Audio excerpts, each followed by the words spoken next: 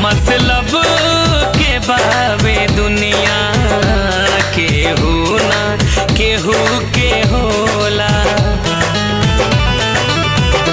धोखा मिलेला ओकरे जेकरे पा भरोसा होला।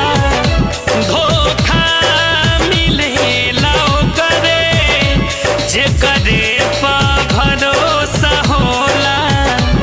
मतलब के बावे दुनिया केहू ना केहू के होला।